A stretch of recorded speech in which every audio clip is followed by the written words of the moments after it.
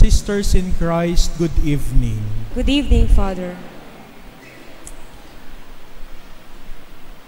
Dito po sa Landayan, kapag nakikita po nila ang pari, at lalong higit ako na meron akong dalang bag at nakasuot ng bag, ang tanong po lagi sa akin, Father, saan ka punta? Father, saan ang punta mo? At ang sagot ko naman sa kanila, kaya nga po ako hindi nag-asawa para walang magtatanong sa akin kung saan ako pupunta. Pero kapag kadala-dala ko po yung bag na yon, 3 lugar lang naman po ang pinupuntahan ko. It's either Westlake, South Fairway, Cuyab o San Roque o yung mga kalapit na barangay dito dahil magsisikol ako. Kaya nga po, pero kung titingnan natin, yung tanong na saan ka pupunta, isa siyang tanong na magbibigay sa atin ng mas malalim na pagninilay sa ating ebanghelyo. Saan nga ba tayo pupunta? Saan ka punta? In our gospel for today, narinig natin na si Jesus ay palabas at paalis papunta sa isang paglalakbay. Jesus was setting out on a journey. Ito ang realidad ng buhay natin bilang mga Kristiyano na tayo ay naglalakbay. Our life is a journey. Tayo ay naglalakbay, tayo ay palaging naglalakad, tayo ay naglalakbay sa mundong ito. Kaya nga kung titingnan natin ang structure ng ating simbahan, it speaks of the reality of our journey. Sa structure po ng simbahan, ang tawag po sa inuupuan ninyo sa lugar na upuan ng sambayanan, nave. Ang ibig sabihin po ng nave ay mula sa salitang Latin na navis, na ibig sabihin ay ship o barko. Kaya nga dito na coin yung English word na navigator. Kaya ang buhay natin ay paglalakbay. Kaya ito yung tinitingnan natin habang nakaupo kayo dyan, tayo ay naglalakbay. Sino po sa inyo yung umalis ng bahay at naglakbay nang hindi alam ang pupuntahan? Sino po kaya sa atin yung lalabas ng bahay at maglalakad ng maglalakad pero walang direksyon? Meron po bang ganon? Di ba po wala naman? Kasi kapag lalabas tayo ng bahay, meron na tayong destination. Kaya nga, we need to set our goals in life.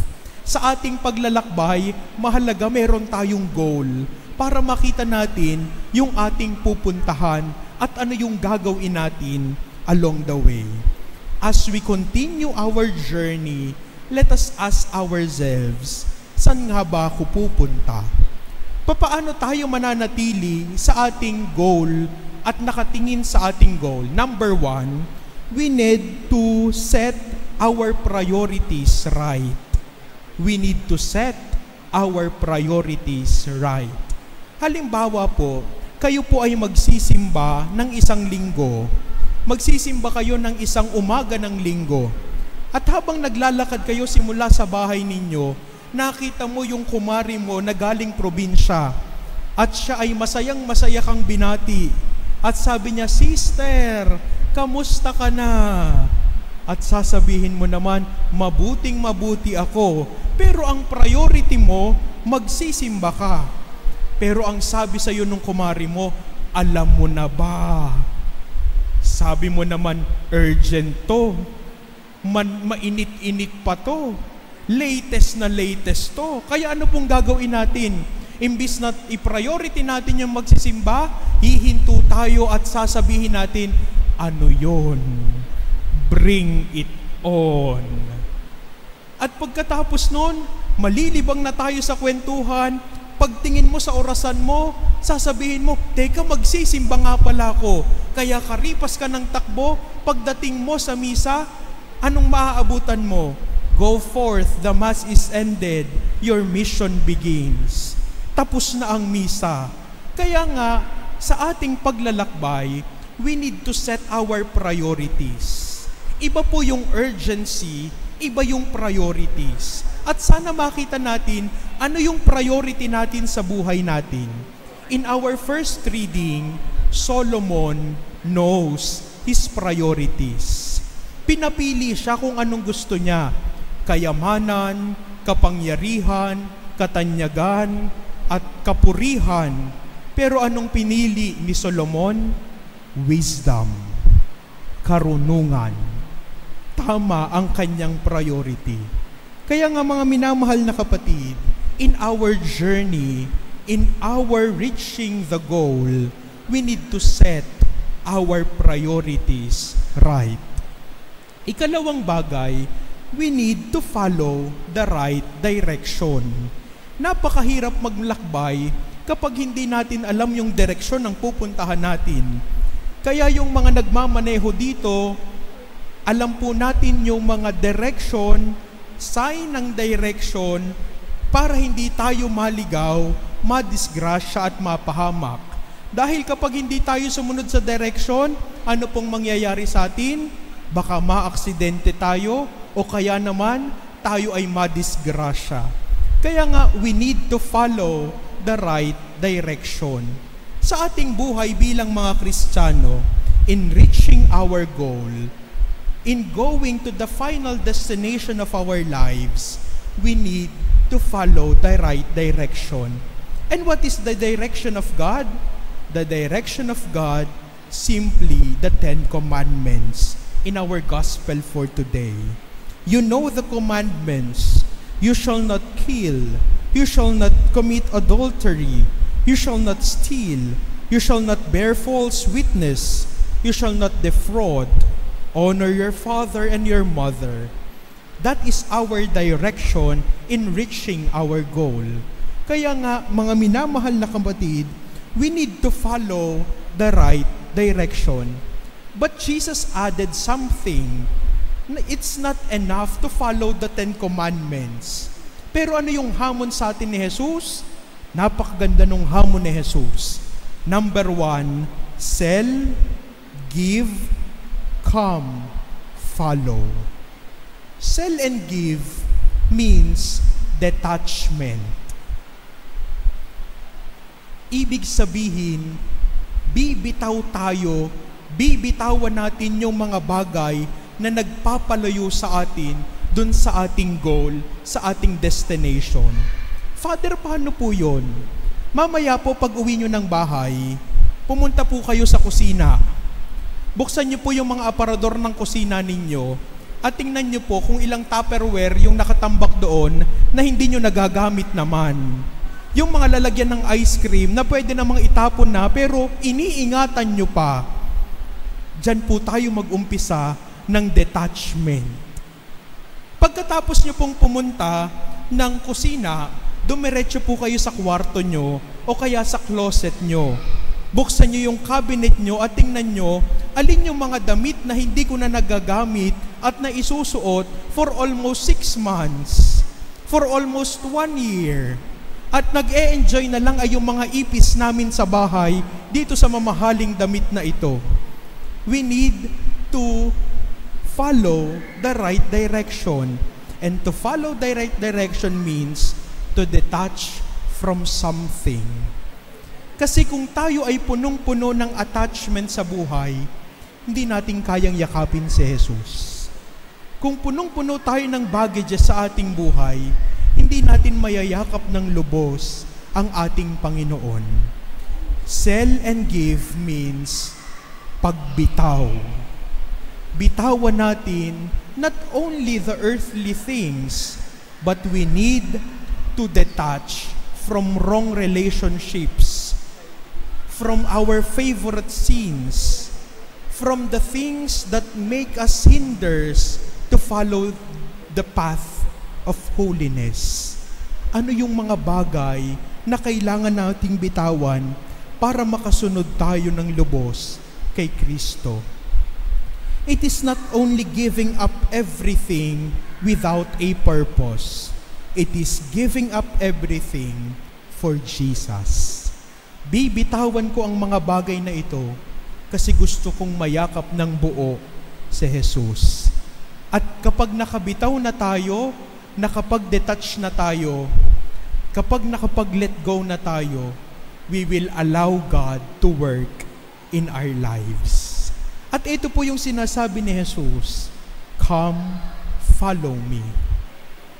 Masusundan lamang natin si Jesus kung nakabitaw na tayo sa mga worldly allurements na nagpapahibang sa atin.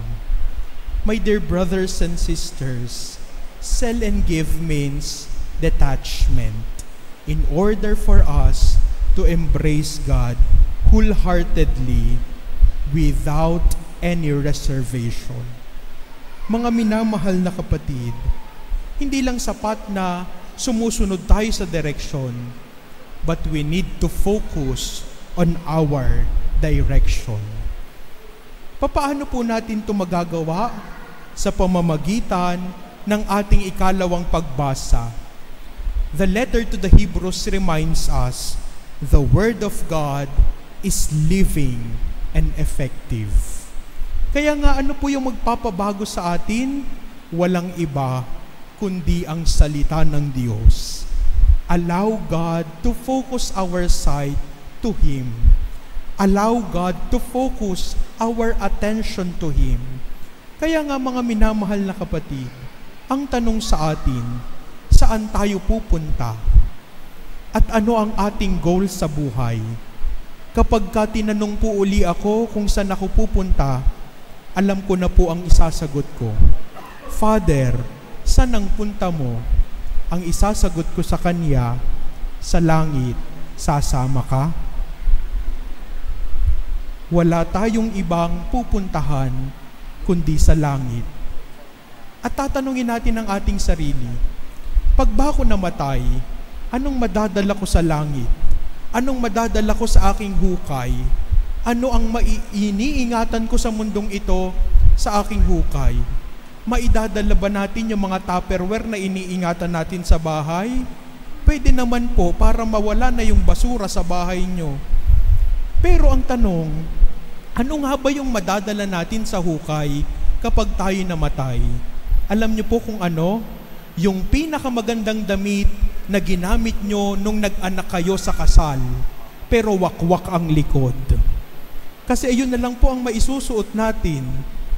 Pero lilipas ang 5 buwan, mawawala din ito, kakainin ng uod, maglalaho at magiging pulbos. All things are passing away, only God remains. We do many things, but we lack one thing. We seek many things, but we only need one thing. We hurt for many things, but we deserve only one thing. At ano yon? God. Diyos.